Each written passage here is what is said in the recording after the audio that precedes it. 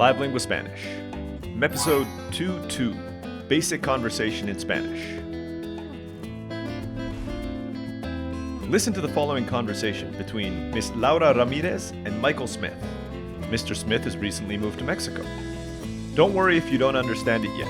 We'll break it down for you bit by bit, and by the end of this unit, you should be able to understand every word in this conversation. Let's get started. Empecemos. ¿De dónde es? Soy de Boston.